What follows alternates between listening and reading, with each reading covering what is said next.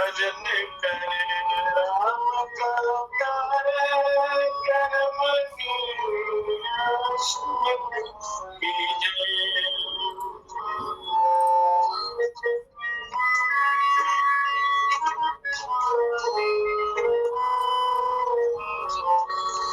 कर्म के आश्रय सोवे नीच उसकी दशा, नीच उसकी दशा होवे लोक पर, लोक सुख होवे जतन बिने तुम पर दीजे। भजन करे अपना प्यारे कर्म की आशमत कीजिए।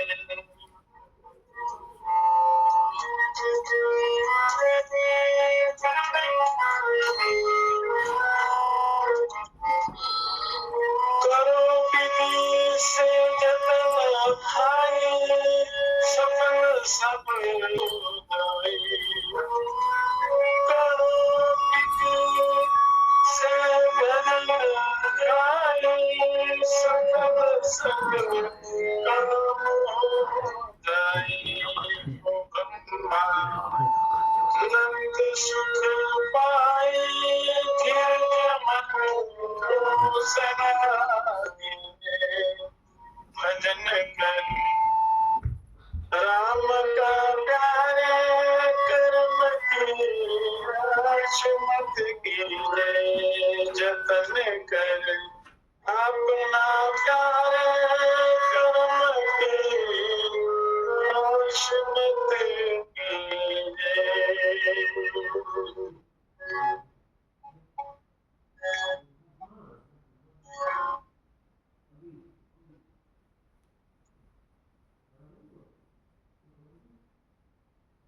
परम पवित्र बंधुओं, जतन कर अपना प्यारे कर्म की आश मत कीजिए। अपने कल्याण का यत्न करना चाहिए, वो साधन करना चाहिए, कर्म से साधन करना चाहिए जिससे इस जीव का उद्धार हो। कर्म की आश मत कीजिए। कर्म के सहारे जो आपका पूर्व जन्म के कर्म है उसके अनुसार तो फल आपको जो मिलेगा सुख दुख वगैरह,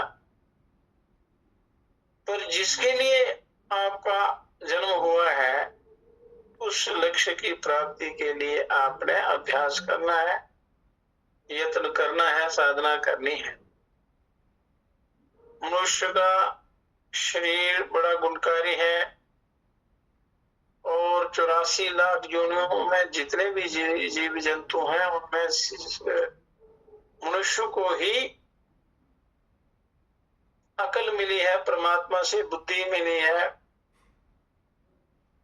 उसमें विलक्षणता मनुष्य में यह है कि परमात्मा ने उनको बुद्धि दी है आत्मोद्धार के लिए, आत्म कल्याण के लिए।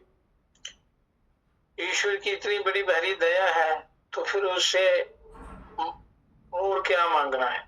सद्बुद्धि दी है, सद्बुद्धि दे, परमात्मा सबको सद्बुद्धि दी हुई है, पर मनुष्य उसका दुरुपयोग और सदुपयोग उस मनुष्य के हाथ में है। सदुपयोग करे तो उसको ईश्वर की प्राप्ति हो जाती है, कल्याण हो जाता है। दुरुपयोग करे तो माया में फंस जाता है। तो इतनी दिव्य वस्तु परमात्मा से मिली है तो फिर उसका निरादर जब आप करते हैं या गलत इस्तेमाल करते हैं तो उसका परिणाम दुखद होता है। आलस में मूड दुख पावे, कर्म का दोष बतलावे। आलस और प्रमाद में समय बर्बाद कर देता है और कहता है कि परमात्मा ने ये कर दिया, परमात्मा ने वो कर दिया, परमात्मा ने मुझे दुख दिया, मेरे सुख हर लिए। इस प्रकार दोषों को देता है। उसके कर्म आलस और प्रमाद के कारण खराब हो जाते हैं और दोष परमात्मा को देता है। कर्म का दोष बतलावे, न गुण को सीखने जावे, रात दिन सोच में सीजे। गुण को, उस ईश्वर की प्राप्ति के मार्ग को नहीं सीखता और दिन रात चिंता में रहता है, करता कुछ नहीं, खाली चिंता करता रहता, तो उससे इसका पतन हो जाता है। चिंता चिता की तरह जलाती रहती है। कर्म के आश्रय सोवे नीच उसकी दशा हो, जो अपने कल्याण के लिए प्रयत्न नहीं करता, साधना नहीं करता, अभ्यास नहीं करता, सत्संग नहीं करता, तो उसकी दशा बड़ी नीच होती है, दुर्गति होती है। लोक परलोक सुख खोवे जतन बिन कौन पर दीजे। लोक परलोक के सुख खो देता है आलस्य और प्रमाद के कारण, और बिना यत्न के कोई भी सहायता नहीं करता, बिना यत्न के उसकी प्राप्ति नहीं होती। करो विधि से जतन भाई सफल सब काम हो जाए। तो विधि से यदि आप साधना करते हैं तो बड़ा जल्दी कल्याण हो जाता है, सारे कार्य सफल हो जाते हैं। विधि युक्ति पूर्व कोई भी काम है अगर विधि से किया जाए, युक्ति से किया जाए, तो उसको परम सुख की प्राप्ति होती है। मन में धीरज रखकर, धैर्य जो है ये साधना में बड़ी सहायता करता है। तो इसलिए मन में धीरज रखकर साधना करनी चाहिए। और ये जितनी भी साधनाएं हैं अंतिम उसके लिए हैं, अंतिम समय के लिए जो ईश्वर की प्राप्ति कैसे होती है, क्योंकि शरीर छोड़ते समय यहाँ भी आपका चित्त होगा, मन होगा, जो विचार उस समय होंगे उसी के अनुसार आपकी गति होगी। वो आपके हाथ में है सारा, आप क्या करते हैं।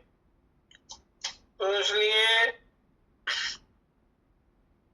मैं ब्रह्म स्वरूप हूं, मैं सिद्ध हूं, मैं सिद्ध योगी हूं, या मैं आत्मा हूं, देह में होते हुए भी विधेय हूं, देह में हूं फिर भी मैं देह रहित हूं, क्योंकि इस शरीर से मेरा मोह नहीं है। इस प्रकार के अनुभव पूर्वक ज्ञान के सिवा मुक्ति का कोई दूसरा स्वरूप नहीं है। तो मुक्ति का स्वरूप क्या है, ये समझे बिना ही मनुष्य मुक्ति की साधना के लिए दौड़ धूप करने लगता है। पर मुक्ति के स्वरूप को भी समझना है और क्रम से साधना कैसे करनी है, विधि से साधना कैसे करनी है, विधि से उस सिद्ध योग को कैसे प्राप्त करना है अपने, तो उसको समझना बड़ा जरूरी।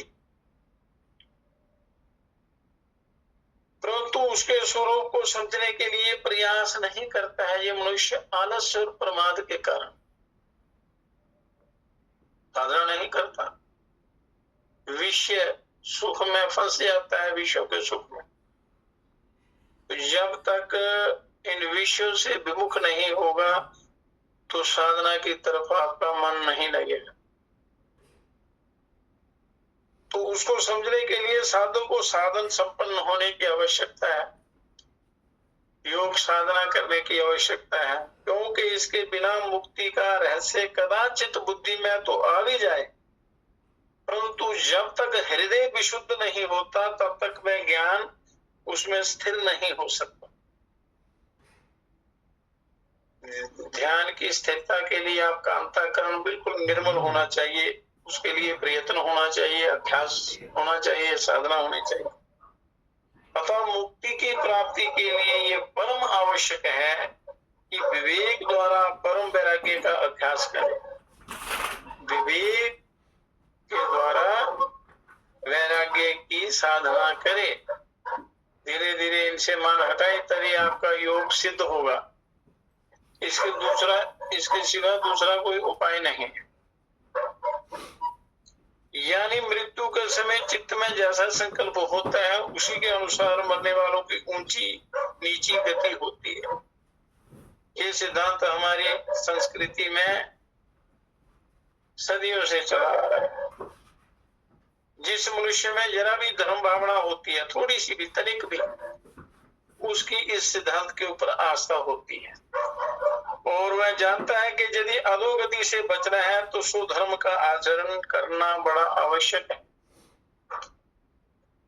और इसी कारण वह यथाशक्ति धर्म पालन भी करता है। इसलिए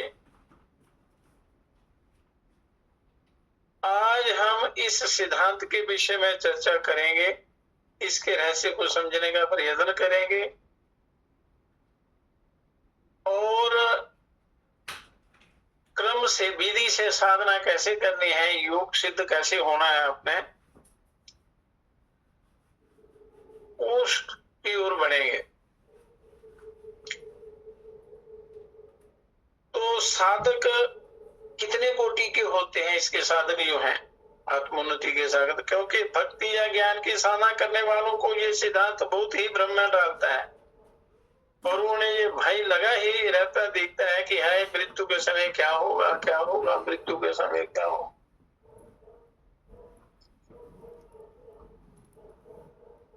तो मृत्यु के समय कैसी स्थिति होगी तथा तो उस समय चित्त में कैसी वृत्ति उठेगी, ये कैसे कहा जाए।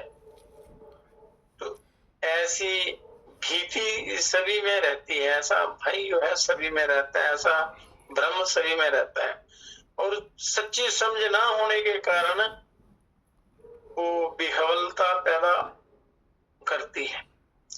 सच्ची समझ ना होने के कारण, बेसमझी के कारण, तो जिससे मनुष्य को निश्चय नहीं कर पाता कि मुझे करना क्या है, मेरा ये योग कैसे सिद्ध होगा, मुझे मेरा उद्धार कैसे होगा, मेरा कल्याण कैसे होगा।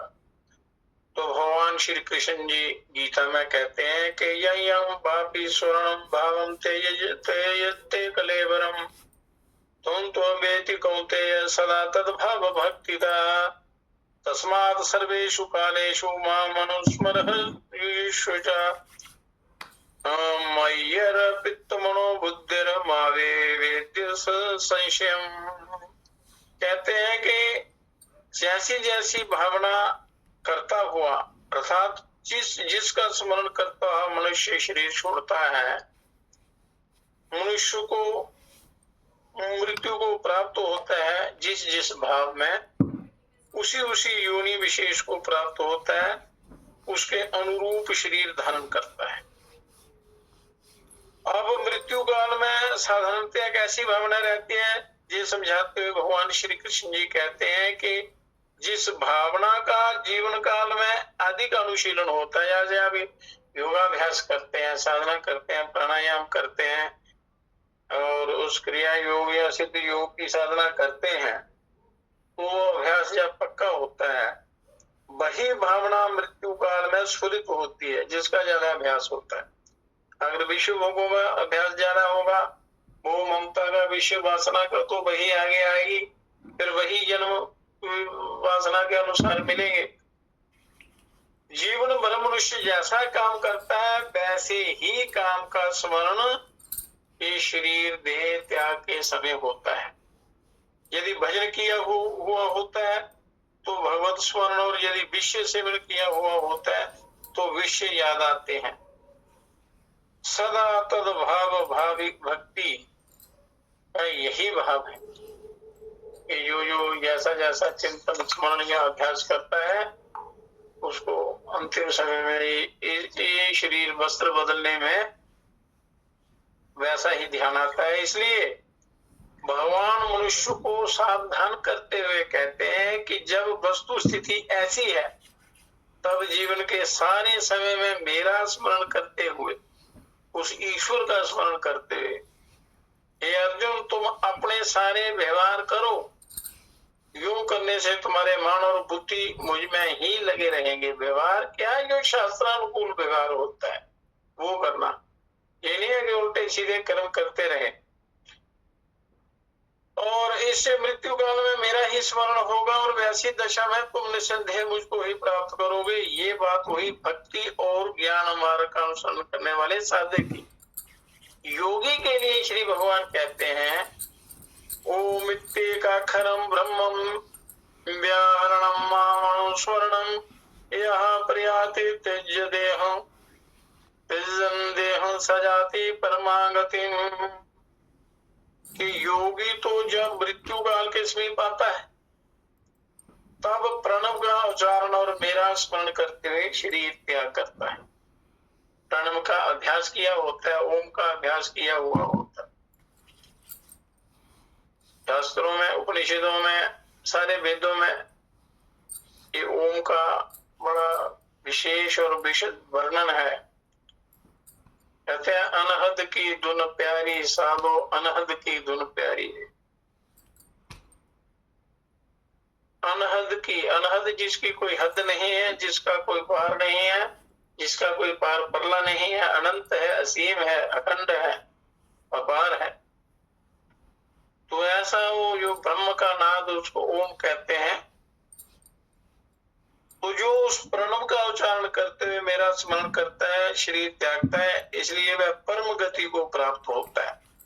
तो ओम की साधना के द्वारा श्वास जो है सुषुम्ना में प्रवेश करके प्राण चक्रों का भेदन करता हुआ, सारे चक्रों का भेदन करता हुआ सहस्रार बिंद से इस जीवात्मा को योग बल से अपने परम प्रभु की तरफ ले जाता है। योगी योग बल से ऐसा कर सकता है। तो योग बल आलस्य और प्रमाद के कारण मनुष्य योग की तरफ नहीं जाता, विश्व की ओर युग जाता है, फिर फंस जाता है बुरी तरह। परंतु योगी योग बल से वो उस समय कर लेता है अंतिम समय में, क्योंकि वह समाधि में अभ्यस्त होता है और समाधि के अभ्यास से वो उस परम प्रभु को प्राप्त कर लेता है। बल्कि प्रारब्ध की अपेक्षा योग के अधिक बलवान होने के कारण योगी अपनी इच्छा के अनुसार शरीर त्याग कर सकता है। सिद्ध योगी हो अपनी इच्छा के अनुसार। आप शास्त्रों में सुनते हैं, कथा कहानियों में भी सुनते हैं, कई महापुरुषों को इच्छा मृत्यु प्रदान था। योगी जब चाहे अपनी इच्छा अनुसार अपने शरीर को त्याग सकता है। जैसे भीष्म पितामह जी बड़े योगी थे, तो बड़े ऐसे दिव्य महापुरुष हुए हैं योगी लोग, जो अपने योग बल से ईश्वर की प्राप्ति कर लेते हैं शरीर के रहते रहते। प्रारब्ध के क्षय की राह उसे नहीं ताकनी पड़ती, प्रारब्ध तो वो काट कर वो आगे चला जाता है योगी। परंतु भक्त या ज्ञानियों को ये सुविधा नहीं होती, ये सुविधा योगी को होती है। भक्त और ज्ञानी प्रारब्ध के अधीन होकर चलते हैं, उनको प्रारब्ध क्षय के पर्यंत शरीर धारण करना ही पड़ता है। परंतु योगी इन दोनों स्थितियों को पार करके परम ब्रह्म की प्राप्ति अपनी इच्छा अनुसार कर लेता है। अब देखना यह है कि अंत काल में ऐसी मति वैसी गति, ये सिद्धांत ज्ञान या भक्ति की किस कक्षा तक लागू होता है, कहां तक ये लागू होता है।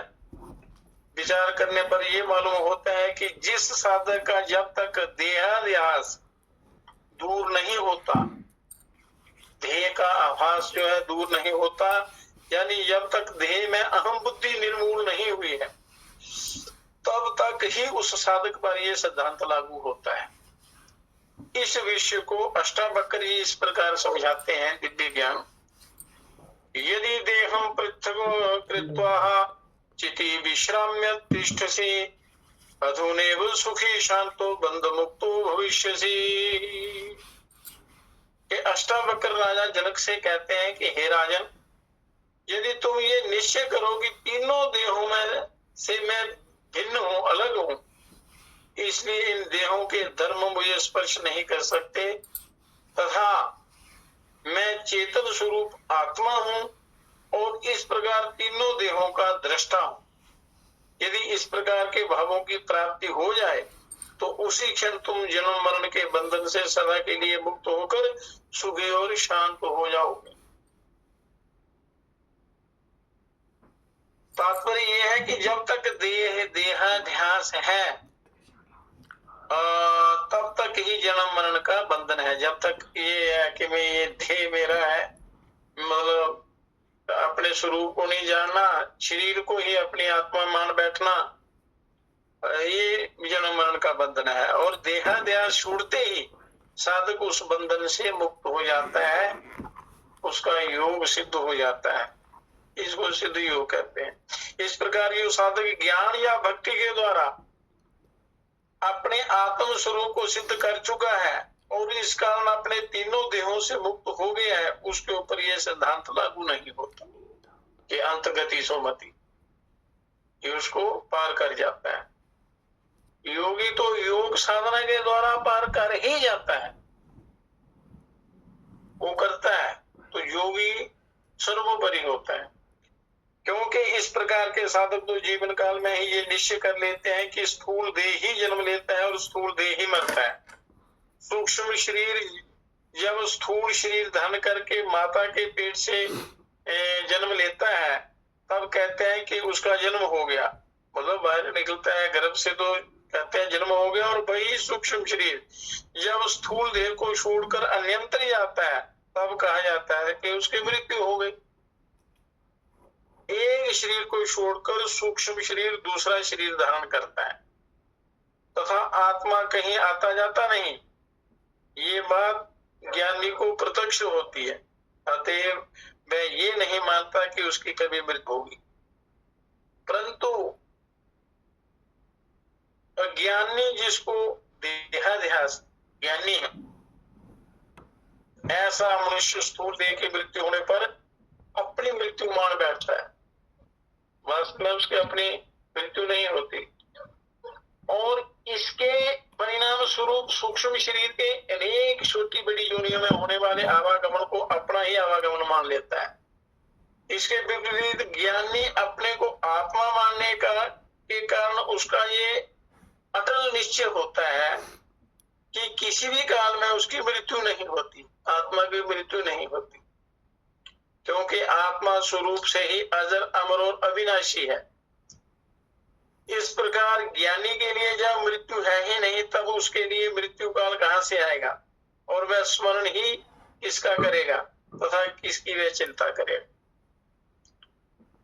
तो इसलिए ये ज्ञान से वो अंतिम समय को पार कर लेता है। फिर ज्ञानी जानता है कि प्राणी या पदार्थ का स्मरण करने वाला तो मन ही है, अतः शरीर की मृत्यु के समय मन विष्णु का स्मरण करे या मन भगवान का स्मरण चिंतन करे, मन इन दोनों व्यवहारों को साक्षी रूप से देखने वाले आत्मा के लिए दोनों एक ही समान है। तो मन के अच्छे बुरे चिंतन से मन की सदगति दुर्गति होती तो भले ही हो, पर मन के इस तमाशे को देखने वाले आत्मा को इससे क्या हानि लाभ होता है? कुछ भी नहीं, कुछ नहीं होता। मृत्यु को प्राप्त होने वाला शरीर है, प्राणी पदार्थ का स्मरण करने वाला मन है और आत्मा इन दोनों को देखने वाला केवल साक्षी पुरुष है। इसलिए शरीर की मृत्यु या मन का स्मरण आत्मा को क्या हानि लाभ पहुंचा सकता है? कुछ नहीं। तो इस प्रसंग को अवधूत श्री दत्तात्रेय जी इस प्रकार कहते हैं। तो दत्तात्रेय जी कहते हैं, तीर्थे च अंत जगे हे बाल नष्ट स्मृति स्तनु ते जन्म ज्ञान काले ही निर्मुक्ता कैवल्यम जाति निःस्पृह। तात्पर्य यह है कि ज्ञानी पुरुष जिसको अप्रोक्ष ज्ञान हो गया है, ऐसा पुरुष जब अनुभव करता है कि मैं तो आत्मा हूं और इस कारण देह के जन्म मृत्यु जरा व्याधि आदि धर्मों से परे हूं तथा अंतःकरण के राग द्वेष संकल्प विकल्प शुभ अशुभ स्मरण चिंतन तथा सद असद अहंकार से मैं असंग हूं, तभी और उसी क्षण में पुरुष मुक्त हो जाता है, उसका परम कल्याण हो जाता है। तो मुक्ति ज्ञान के समकालीन होती है। जिस क्षण पुरुष अपने स्वरूप का निश्चय कर लेता है, उसी क्षण वह मुक्त हो जाता है। निश्चय पक्का हो तो अपने स्वरूप का ज्ञान हो जाता है। तो ज्ञान होने के पश्चात मुक्ति के लिए किसी दूसरे प्रयत्न की आवश्यकता नहीं रहती है। ये सिद्ध योग का ही प्रसंग चल रहा है। सारांश ये है कि ज्ञान और मुक्ति दो शब्द हैं, पर दोनों एक ही स्थिति के वाचक हैं। इस प्रकार के ज्ञानी पुरुष शरीर की मृत्यु के समय कदाचित स्मृति का लोप हो जाए, वह अपने स्वरूप का चिंतन ना कर सकता हो, फिर भी उसका शरीर तीर्थ में पड़े या चंडाल के घर में पड़े, इससे उसकी कुछ भी हानि नहीं होती, आत्मा की हानि नहीं होती, क्योंकि ऐसा पुरुष ज्ञान होने के समय ही शोक मोह के कारणों को जीत लेता है। इसलिए ज्ञानी पुरुष शरीरपात होने पर कैवल्य को ही प्राप्त करता है, उसकी स्मृति चाहे कैसी भी हो। तो इसी प्रसंग में श्री योग विशिष्ट में भी ऐसा कहा गया है, तनु त्यज्युवा काश्यम स्वपचस्य गृहे अथवा ज्ञान संप्राप्ति समय मुक्तो विगताशयः। ज्ञानी अपना शरीर काशी में छोड़े या चंडाल के घर में, ये दोनों ही समान है, पर उसने ज्ञान सिद्ध किया होता है। ज्ञान उसका पक्का हो जाता है तो फिर शरीर कहीं भी रहे, क्योंकि मुक्ति ज्ञान के समकालीन होती है। अतः वह ज्ञानोदय के समय ही मुक्त हो जाता है। जब जीते जी ज्ञान हो जाता है तो जीते जी मुक्त हो जाता है। बाकी रहा शरीर पंचभूतों में बना हुआ, तो ये अपने अपने तत्व में लीन हो जाता है। और उस ज्ञानी को ये चिंता नहीं रहती कि शरीरपात का बोल कैसे होगा, उसको ये भय रहता ही नहीं। वो ज्ञान से उस परम ब्रह्म की प्राप्ति कर लेता है। मैं आत्मा हूँ और इस कारण निर्विकार और असंग हूँ, इस प्रकार का यथार्थ ज्ञान जब प्रकट हो जाता है, तब इस संबंध का चिंतन शरीरांत होने तक करना ही चाहिए। ऐसा अभ्यास, ऐसा चिंतन, ऐसा कोई नियम नहीं है। यदि करे भी तो उसको एक विनोद समझकर ही करे, और ना करे तब भी उससे उसको कोई हानि नहीं होती। इस विषय को समझाने वाला अष्टावक्र मुनि का ये एक और श्लोक यहाँ आता है, आत्मा ब्रह्मेति निश्चित्य भावा भावो च कल्पितो निष्कामाहं किं विजानाति किं ब्रूते या करोति किमं।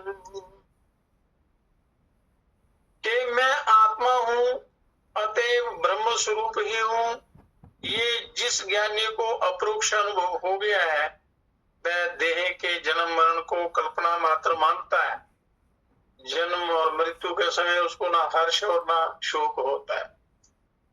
जल तरंग के समान शरीर तो स्वभावता ही पैदा और नष्ट हुआ करता है। जल तरंग के समान, जैसे समुद्र में लहरें उठती हैं, शांत होती हैं, ऐसे ही ये शरीर स्वभावता पैदा होता है और फिर नष्ट होता है। ये उसका पक्का निश्चय होता है। इस प्रकार ज्ञानी का निश्चय होता है। इस प्रकार मुक्ति की भी जिसको कामना नहीं होती, ऐसे ज्ञानी को फिर जानने के लिए क्या शेष रह जाएगा? तो फिर वह क्या बोलेगा? और उसको करने के लिए उसका कर्तव्य क्या कर्तव्य रहेगा? उसका तो कोई प्रयोजन ही नहीं रहता, इसलिए कोई कर्तव्य भी नहीं रहा। शास्त्र में और शास्त्रों में भी कई जगह लिखा है, स्वामिनं सम्यकं परिज्ञाते किं ज्ञेयं वशिष्यते किं हेयं किमुपादेयं किं कार्यं चात्मदर्शिनः। अपने स्वरूप का सम्यक ज्ञान होने के बाद ज्ञानी को जानने के लिए क्या बाकी रहेगा? कुछ भी नहीं। ऐसा ज्ञानी में हे या उपादेय बुद्धि कहाँ से होगी? तथा आत्मज्ञानी के लिए कर्तव्य भी क्या शेष रहेगा? कोई कर्तव्य नहीं शेष रहेगा। तात्पर्य ये कि आत्मज्ञान होने के बाद कोई कर्तव्य रहता ही नहीं। वो तत्काल इस बंधनों से मुक्त हो जाता है।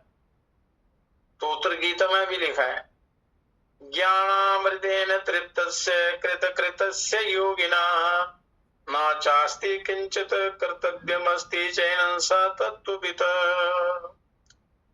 भाव ये है कि जो मुमुक्षु ज्ञानी ज्ञानामृत से तृप्त हो गया है, ज्ञान रूपी अमृत से तृप्त हो गया है और सारे कर्तव्यों को सिद्ध कर चुका है।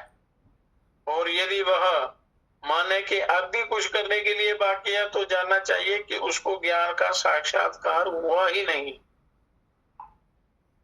पुनः श्रीमद् भागवत के 11 स्कंद में ज्ञान कांड का उपसंहार करते हुए भगवान उद्धव जी से कहते हैं कि हे उद्धव, नैतद् विज्ञाय जिज्ञासोर ज्ञातव्यम विशिष्यते पीत्वा पीयूषमृतम पातव्यम न विशिष्यते।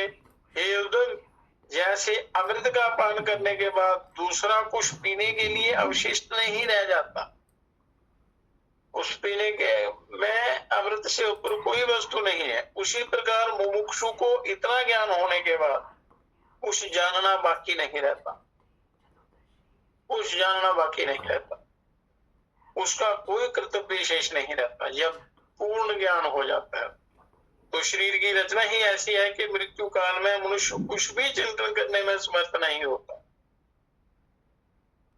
उसको कुछ याद नहीं रहता। मृत्यु का इतना भारी धक्का लगता है और व्यथा भी इतनी असह्य होती है कि उस समय प्राण व्याकुल हो जाते हैं और प्राणों के व्याकुल होने पर मन बुद्धि स्थिर नहीं रह सकते, अतएव चिंतन करने की सामर्थ्य नहीं रहती उस समय।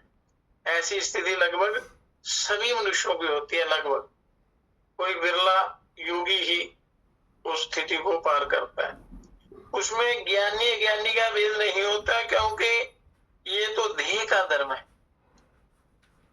यहाँ यदि मृत्यु के अंतिम घड़ी तक चिंतन आवश्यक माने तो किसी की भी मुक्ति ना हो, इसलिए आवश्यक है कि मनुष्य जीते जी मुक्त हो जाए। इसलिए कहते हैं कि जीवन मुक्ति जो है वो बहुत ही आवश्यक है, जीते जी मुक्त हो जाना चाहिए, क्योंकि मृत्यु काल में कुछ भी बन नहीं सकता।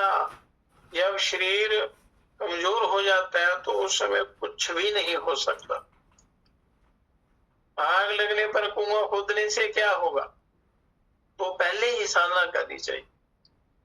एक संतरा तो जीवन मुक्त की व्याख्या ही ये की है कि जो जीते जी ही मर जाता है वह जीवन मुक्त है। मतलब जब तक शरीर जीवित है और कार्य करने की सामर्थ्य है तभी तक शरीर से मुक्त होकर अपने स्वरूप का निश्चय कर लेना चाहिए, अपने आप को जान लेना चाहिए। शरीर का कोई पता नहीं कब चला जाए, अपने हाथ में नहीं है। फिर मनुष्य व्यर्थ के मोह में पड़कर अपना जीवन बर्बाद कर देता है। शरीर को छोड़ना मनुष्य के हाथ में नहीं है, क्योंकि ये वस्तु प्रारब्ध के अधीन है। चक्के के ऊपर से उसको घुमाने वाली लकड़ी उठा लेने के बाद भी जैसे पूर्व के वेग को लेकर चक्का घूमता रहता है, उसी प्रकार ज्ञानी के शरीर से अहंकार निकल जाने के बाद भी प्रारब्ध भोग के वेग को लेकर उसका शरीर जीवित रहता है, परंतु इससे ज्ञानी को कोई अड़चन नहीं आती, वो जीवन मुक्त हो चुका होता है। तो जिस ज्ञानी का देहाभिमान गल गया है, जिस ज्ञानी का देहाध्यास निवृत्त हो गया है, देह का जो मोह नष्ट हो चुका है और इस कारण वह अपने आत्म स्वरूप में स्थिर हो गया है, उसकी दृष्टि में दृश्य प्रपंचों को कोई सत्ता नहीं रहती। ये दृश्य प्रपंच जो है ये समुद्र की लहरों की तरह है, पैदा होते हैं, नष्ट होते हैं, वो तो साक्षी होकर देखता रहता है, उसको उस पर कोई असर नहीं पड़ता। इस कारण वह जगत को ब्रह्म रूप या आत्म रूप ही देखता है। अब ऐसे ज्ञानी को शरीर के उत्पत्ति विनाश से या मन बुद्धि के चिंतन और निश्चय से क्या लाभ हानि हो सकती है, कुछ भी नहीं। तो इस समस्त निबंध का सार दत्तात्रेय जी एक ही श्लोक में बताते हैं। कहते हैं उक्तेयं कर्मयुक्तानां मतिर्यान्ति अपि सा गतिः नाचोक्ता योग युक्तानां मतिर्यान्ति अपि सा गतिः। भाव ये है कि मरण से मति सा गति, ये जो कहावत चली आ रही है वह केवल सकाम कर्मपरायण मनुष्यों के ऊपर ही लागू होती है, योगियों के ऊपर नहीं। परंतु जिन्होंने भक्ति योग या ज्ञान योग के द्वारा अपने स्वरूप का निश्चय कर लिया है, उसके ऊपर ये सिद्धांत लागू नहीं होता। और इससे ये सिद्ध होता है कि यहाँ तक देहाध्यास, देह का होना जब माना जाता है, आत्मा में जीव भाव है, आत्मा में जीव भाव है, वहां तक जीव अपने को जन्मता और मरता मानता है। इससे मृत्यु के समय जिस भाव का उसको स्मरण होता है, उसी के अनुसार उसकी ऊंची नीची गति अवश्य होती है। अतएव अधा पतन से बचना हो तो जीवन में भगवत भजन करते रहना चाहिए। भगवत भजन विषयों में उमरिया भजन बिना, पंडित पीर पैगंबर हो या योगी ज्ञानी ध्यानी, भिक्षुकों का या भूप सेठ हो, सबकी जही कहानी, सदगुरु लेवे ना खबरिया भजन बिना। तो भजन में ये योग साधना श्रद्धा भक्ति सत्संग शास्त्रों का स्वाध्याय क्या है, ध्यान समाधि सब आ जाता है। इसका मनुस्मर युद्ध चा, इसका यही भाव है कि यदि जीवन विश्व भोग में ही समाप्त होता है तो मरने के समय विश्व का ही चिंतन होगा और उससे जीव की अधोगति हुए बिना नहीं रही। फिर हमने ये भी देख लिया है कि ज्ञानी पुरुष की तो मृत्यु ही नहीं होती, अतएव उसका मृत्यु काल भी नहीं आता और इसलिए उसके स्मरण चिंतन करने से कुछ भी प्रयोजन नहीं रहता। मनुष्य को अपने अपनी स्थिति के अनुकूल जीवन व्यवहार निश्चित करना चाहिए। ये निष्ठम तेन गम्यताम, जो इष्ट हो उस मार्ग से गमन करे, जो आपका इष्ट हो। तो इस प्रकार मनुष्य को अपने कल्याण में लग जाना चाहिए। इस कल्याण के मार्ग को छोड़ना नहीं है, ईश्वर का चिंतन करना है, योग की तरफ बढ़ना है आपने, योग की तरफ, सिद्ध योग की तरफ आपने चलना है। तो कल्याण की इच्छा से प्रेरित होकर कल्याण के रास्ते और साधन की खोज में निकले हुए हर विचारशील मनुष्य का अनुभव, यद्यपि भगवान की रची हुई सृष्टि के अंतर्गत अनंत कोटि ब्रह्मांडों में रहने वाले अनंत कोटि जीवों में शरीर, इंद्रियां, चित्त वृत्तियां, बुद्धि, विद्या, अभ्यास आदि अंशों में अनंत भेदों के होने के कारण कल्याण या शाश्वत श्रेय के साधन के विचार में अनंत कोटि मतभेद हुआ करते हैं, मतभेद हुआ करते हैं, क्योंकि सृष्टि अनंत है, ऐसा कोई वो नहीं, परला नहीं है। और एक एक जीव के मन में भी एक ही दिन में असंख्य मत परिवर्तन हो जाया करते हैं, तो भी सब जीवों के विचार में इस बात में अत्यंत एकता हमेशा नजर आती है कि उनका अंतिम लक्ष्य तो एक ही हुआ करता है। अंतिम लक्ष्य क्या है, पहले हमें लक्ष्य को निर्धारित करना है कि आपका लक्ष्य क्या है। एक क्रम से ये कथा चलेगी कि मनुष्यों का करना क्या है। वह ये है कि हमें सब स्थानों में, सब समय में, सब अवस्थाओं में, सब प्रकार से सुख शांति मिलती रहे और हमारी उन्नति होती रहे। किसी स्थान में, किसी अवस्था में, किसी बात में किसी प्रकार का जरा भी दुख, शांति या अवनति ना हो पावे, इसी स्वाभाविक और अनिवार्य चित्त वृत्ति या तथा इच्छा से प्रेरित होकर सब जीव अपने अपने विचार तथा शक्ति के अनुसार इन अनेक प्रकार के प्रयत्न करते रहते हैं, साधना करते रहते हैं। परंतु जब सही रास्ता मिल जाता है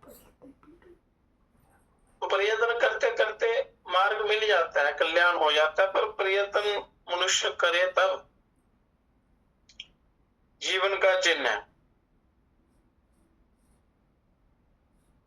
इसमें तो संदेह या मतभेद नहीं है कि उन्नति की इच्छा स्वाभाविक ही नहीं अपितु अत्यंत आवश्यक और उचित भी है उन्नति की।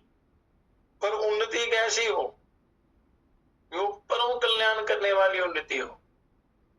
लोग विश्व भोगों की प्राप्ति को ही उन्नति मान बैठते हैं, या संसार के वैभव में वो मस्त हो जाते हैं, उसी को उन्नति मान बैठते हैं।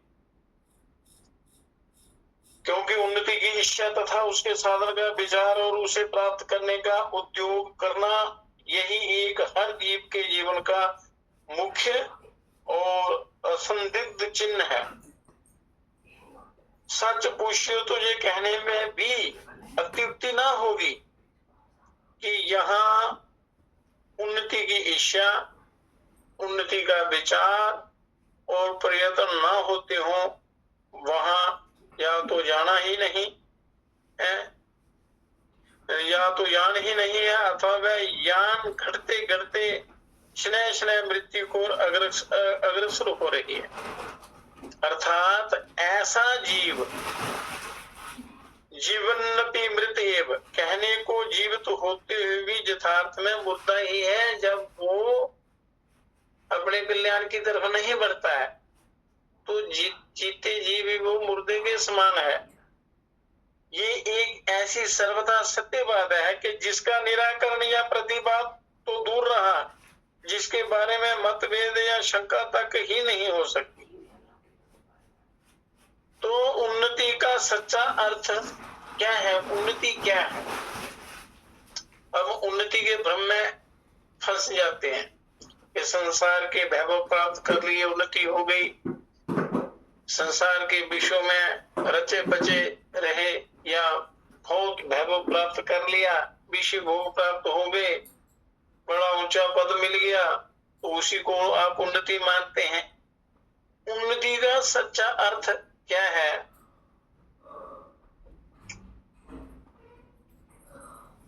और सच्ची उन्नति जो है वो योग के बिना नहीं हो सकती। तो योग की परिभाषा भी समझाएंगे कि योग क्या है। खाली आसन करना योग नहीं है। योग तो बहुत ऊंची बात है, ऊंचा मार्ग है और बहुत ऊंची साधना है। साथ ही साथ उन्नति के विचार और प्रयत्न में इसलिए कठिनाई होती है कि हम लोग सच्चे दिल से अपने कल्याण और उन्नति को चाहते हुए भी किसी तत्व का भलीभांति विचार नहीं करते और उन्नति के यथार्थ लक्ष्य को ना समझकर भ्रम में पड़ जाते हैं, बल्कि अपनी उन्नति की इच्छा से जो कुछ करते हैं उसी से अवनति के मार्ग में पहुंचकर स्वयं ही अपने ही अपराधों से अनेक नए नए दुखों को भोगते हुए लाचार होकर पश्चाताप से बारंबार संतप्त होते रहते हैं, अपने ही बुने हुए इस जाल में फंसते जाते हैं। जिसको हम उन्नति मानते हैं वो अवनति का कारण बन जाती। वो क्यों? क्योंकि सच्ची उन्नति का पता ही नहीं है कि हमारी वास्तविक उन्नति या वास्तविक योग्यता क्या है। इसलिए इस बात की अत्यंत आवश्यकता होती है कि पहले हम अपने असली और सच्चे लक्ष्य का पता लगाकर उसके बाद साधन या रास्ते के विचार में उतरें।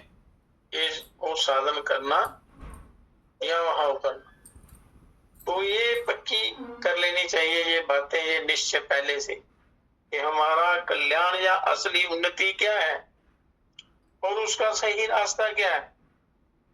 जब ये बात समझ में आपकी आ जाएगी, ये आप निर्धारित कर लेंगे तो रास्ता आपको मिल जाएगा। अब आपका लक्ष्य का पता चल गया और साधना का भी पता चल गया कौन क्या करना है, तो उसका क्रम, लक्ष्य और साधना का क्रम क्या होना चाहिए।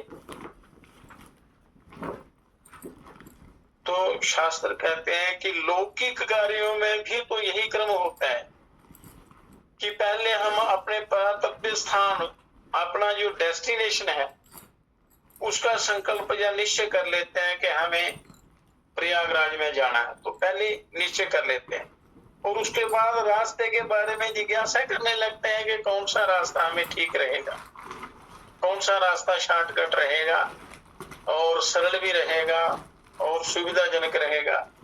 यदि अनेक रास्ते हो तो उनमें से कौन सा रास्ता सबसे नजदीक है और कौन सा सबसे शीघ्र पहुंचाने वाला है बिना किसी खतरे के, कौन सा सबसे सस्ता है और किसमें सबसे अधिक आराम है, और इस बात का निश्चय करते हैं एक भौतिक उसमें निश्चय में, भौतिक लक्ष्य में। किंतु बड़े खेद की बात है कि छोटी छोटी यात्राओं में भी इसी क्रम से काम करते हुए अपनी बुद्धिमत्ता, होशियारी या चालाकी पर अत्यंत प्रसन्न होते हुए भी अपने जीवन रूपी इस बड़ी संसारिक यात्रा के विषय में, जिस पर हमारे इसी जन्म के नहीं अभी तो स्वभावतः हजारों जन्मों के सुख दुख निर्भर करते हैं, हम अपने महान उत्तरदायित्व का वो नहीं करते, जरा भी ख्याल ना करके और इतनी विचार शून्यता दिखाया करते हैं कि हम इस प्रारंभिक बात को भी नहीं सोचते कि हमारी इस जीवन रूपी लंबी यात्रा का लक्ष्य क्या है।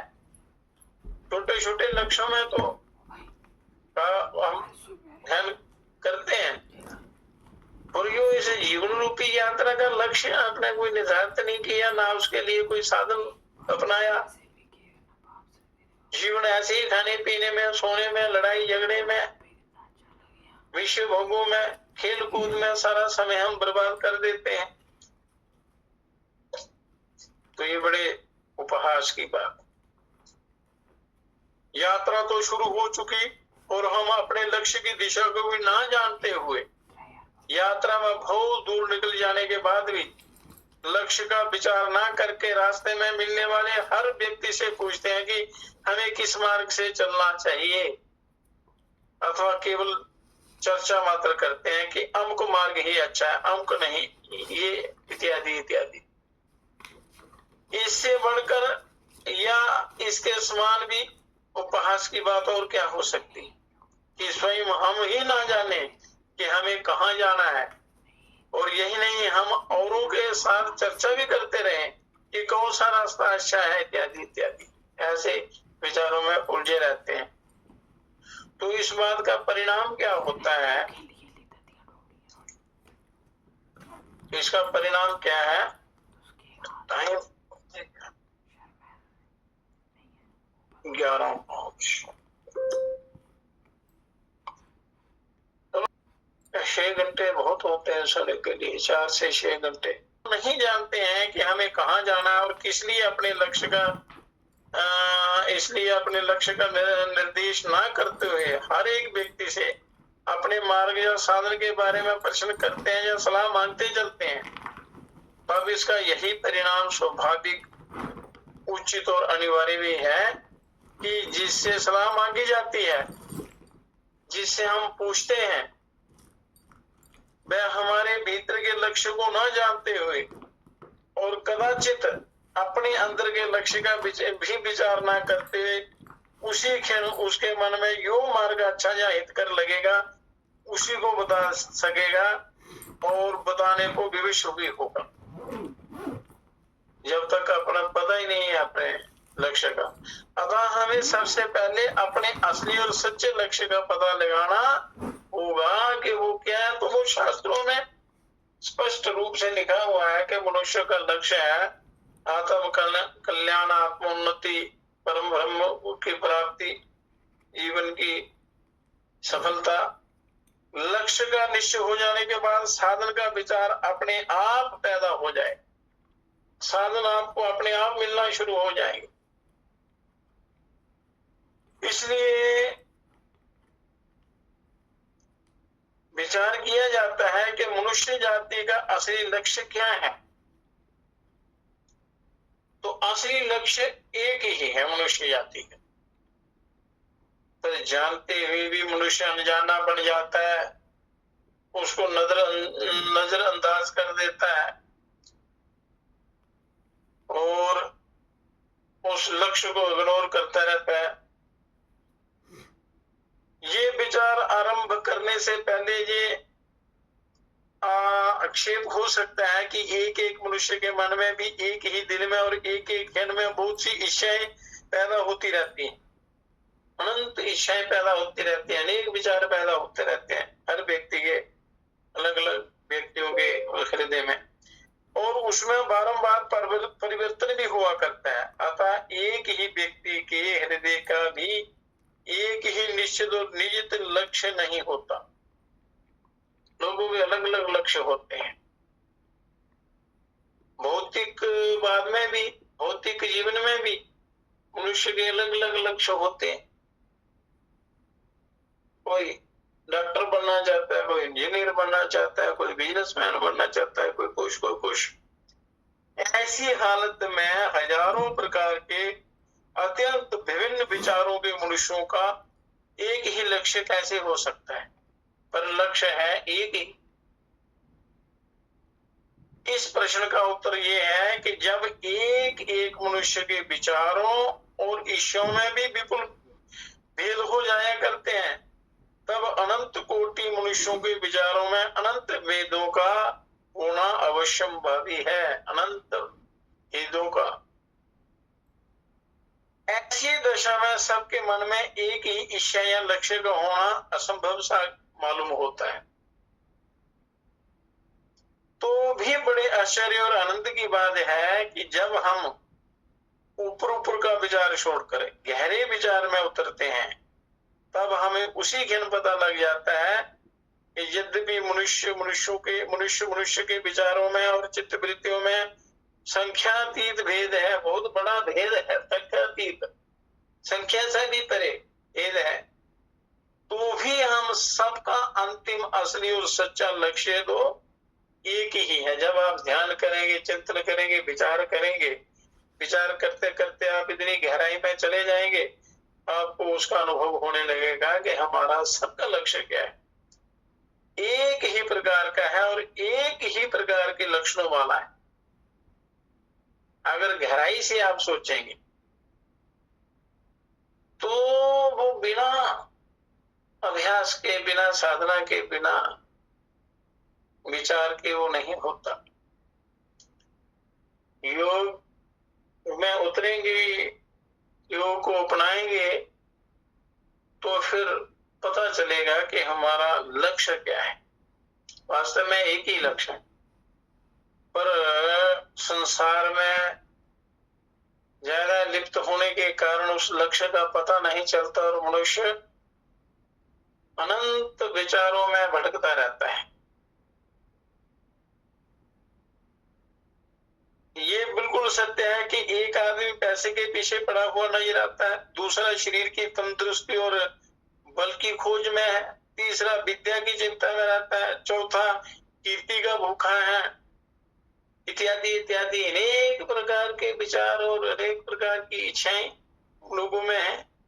किंतु ऊपर ऊपर ना जाकर थोड़ा ही गहरा विचार करने पर हम सबको स्पष्ट हो जाता है कि कोई भी इन चीजों के लिए इन चीजों को नहीं चाहता, बल्कि एक एक वस्तु को सच्चे सिद्धांत के अनुसार या भ्रम से अपने हृदय के अभिष्ट, अखंड, परिपूर्ण और शाश्वत शांति और आनंद रूपी असली और सच्चे लक्ष्य का साधन समझकर और मानकर उसकी प्राप्ति के लिए प्रयत्न करता है। वास्तव में सब आनंद और सुख की प्राप्ति के लिए ये साधन करते हैं, परंतु उसको ये पता नहीं होता कि सच्चा सुख और सच्चा आनंद और सच्ची शांति कहाँ मिलेगी, कैसे मिलेगी, कौन से साधन से मिलेगी, वो ये पता नहीं होता। यह मनुष्य साधना करता है, बड़े गहरी साधना करता है, गहराई में उतरता है, तब उसको पता चलता है कि नहीं, मेरा लक्ष्य क्या है, असली लक्ष्य क्या है, असली शांति कहाँ मिलती है, सच्चा सुख कहाँ मिलता है। जो थोड़ा बहुत मिलता है वो आत्मा का ही सुख होता है, थोड़ा सा प्रतिबिंब पड़ता है आत्मा का, थोड़ा सा स्पर्श होता है, तो उससे जो सुख मिलता है हम विषयों से प्राप्त सुख मान लेते हैं, वास्तव में वो आत्मा का ही होता है। यह वो पूर्णतया स्पष्ट रूप से आत्मा का प्रभाव इस पर प्रकाश पड़ता है, तो फिर सच्चे सुख और आनंद की प्राप्ति होती है। तो थोड़ा सा प्रसंग है।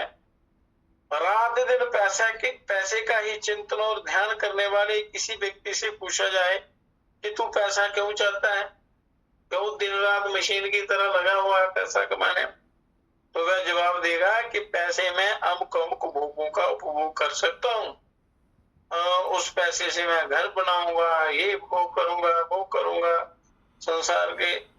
इस पर उससे पूछा जाए कि तुम अमुक अमुक भोगों को क्यों भोगना चाहता है, तो वह यही उत्तर देगा कि मुझे अमुक अमुक भोग से आनंद होता है। पर उसे उसको असली आनंद का पता नहीं होता कि मुझे असली आनंद कहाँ से कैसे प्राप्त होगा। चाहता तो वो आनंद ही है, वो सच्चा आनंद का पता नहीं होता, सच्चे आनंद का। तो अगर फिर उससे पूछा जाए कि तू आनंद क्यों चाहता है, तो इस प्रश्न के उत्तर में यही जवाब देगा। जवाब हमेशा मिलता है कि आनंद चाहना स्वाभाविक है, ये स्वभाव है। कोई ये नहीं कहता कि मैं अमुक प्रयोजन या लक्ष्य की प्राप्ति के लिए आनंद चाहता हूँ। तंदुरुस्ती, बल, विद्या, कीर्ति आदि सब अन्य पदार्थों के बारे में भी इसी प्रकार के प्रश्नोत्तर होते रहते हैं। तो अब लक्ष्य की एकता और लक्षण, वो क्या लक्षण है, कितने लक्षण हैं, तो इसका वर्णन कल की कथा में करेंगे। और लक्ष्य की प्राप्ति के लिए कौन सा योग या कौन सा मार्ग या कौन सा साधन जो है हमारे लिए कल्याणकारी है, तो उसके विषय में एक कल करेंगे सत्संग। आज का सत्संग यही समाप्त करते हैं। तो इसलिए मनुष्य को विचार करना है, सोचना है, समझना है और करना है।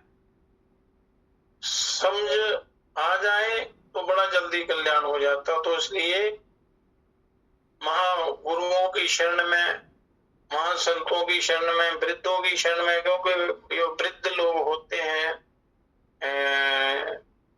जो जिनका पूर्ण अनुभव होता है, महासंत, ऋषि, मुनि, शास्त्र,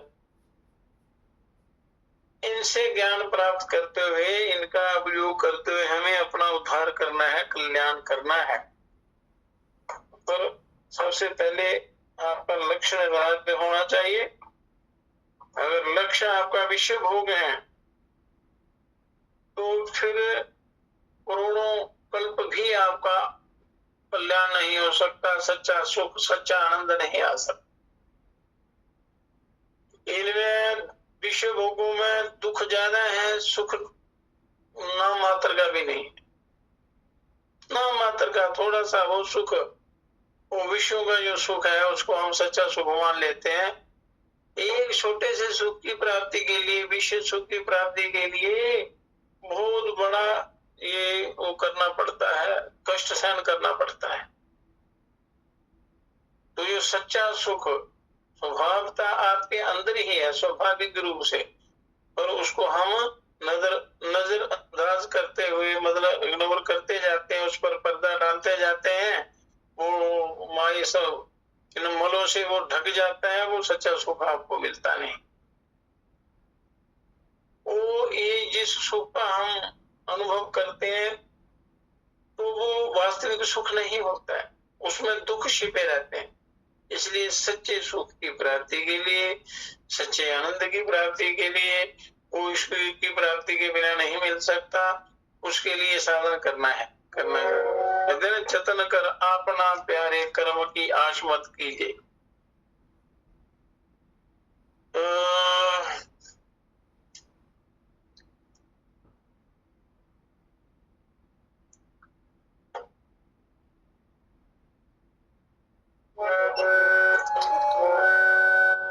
समझ कर देख ले प्यारे, मोक्ष का पंथ है न्यारा। समझ कर देख ले प्यारे,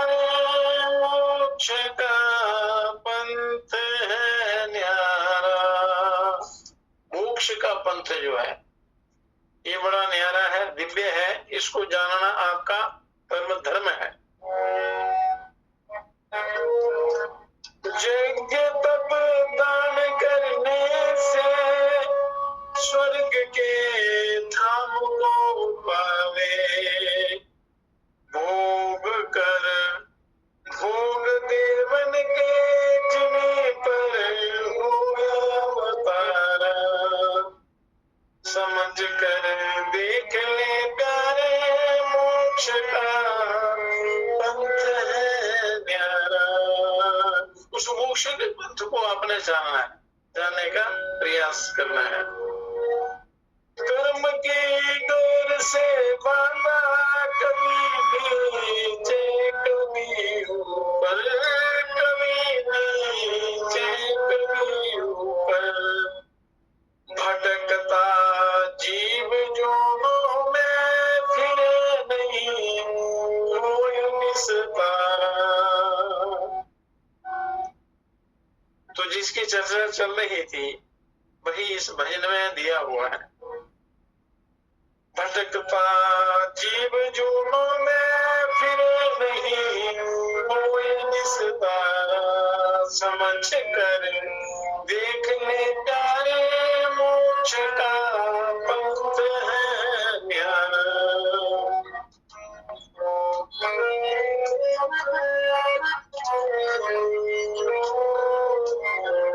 करे पूजा फिरे तीर्थ अगन में होम नित कीजे, अगन में होम नित कीजे, व्रत उपवास बहु तेरे नहीं हो ज्ञान का उजियारा, नहीं हो ज्ञान उजियारा, समझ कर देख ले करे मोक्ष का पंथ है न्यारा। बैठ कर संत संगत में विचारे रूप ईश्वर का, विचारे रूप ईश्वर का, वो ब्रह्मानंद को पावे मिटे भव ज्ञान संसार, वो ब्रह्मानंद को पावे मिटे भव ज्ञान संसार, समझ कर देख ले प्यारे मोक्ष का पंथ है न्यारा, मोक्ष का पंथ है न्यारा। तो इस मोक्ष के पंथ की, मोक्ष के रास्ते की खोज में मनुष्य को लगे रहना चाहिए। तो अभ्यास करते करते वो रास्ता मिल ही जाता है, गुरुओं की कृपा हो जाती है, परम कल्याण हो जाता है। तो इसलिए सत्संग में बैठना चाहिए। जैसे ये चर्चा चल रही, तो ये सत्संग का एक पल भी करोड़ों जन्मों के पापों का नाश कर देता है, ये सत्संग का एक पल। और बुरी संगति का एक पल भी करोड़ों जन्मों के पुण्यों को नष्ट कर देता है, मतलब गिरा देता है, जीवन बर्बाद हो जाता है। और सदा अच्छे संग का, सत्संग का सेवन करना चाहिए। महापुरुषों का संग करें तो परम कल्याण हो जाएगा।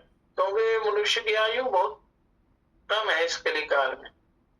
थोड़े समय में आप योग मार्ग के द्वारा बड़ा जल्दी ईश्वर की प्राप्ति कर सकते हैं, नहीं तो करोड़ों जन्म लग जाएंगे। तो इसलिए जो लक्ष्य है उसको पहचानो, उसको प्राप्त करने का प्रयत्न करो, अभ्यास करो, तो निश्चित रूप से आपको सफलता मिलेगी। बड़ों के बताए हुए रास्ते पर चलना, जो महापुरुष हुए हैं, अवतार हुए हैं, इन्होंने अनुभव कर करके सभी जीवों के लिए कल्याण का मार्ग बनाया हुआ है, अनेक मार्ग बनाए हैं। तो चलना तो मनुष्य का काम है। तो इसलिए समय बर्बाद ना करते हुए जागना है, अभ्यास करना है, नहीं तो फिर जन्म जन्मांत भड़कना पड़ता है। तो इसलिए हे परम पिता, हे विश्व पिता, हे राष्ट्र पिता, हे जगदाधार, हे करुणामय दीन दयालो, पूर्ण गुरु हे अपरंपार, हे महेश अब शीघ्र कृपा कर, हमें दीजिए योग विचार, मानवता के प्रेरक बनकर नाथ करे सुखमय संसार। हे परम पिता, हे विश्व पिता, हे राष्ट्र पिता, हे जगदाधार, हे राष्ट्र पिता,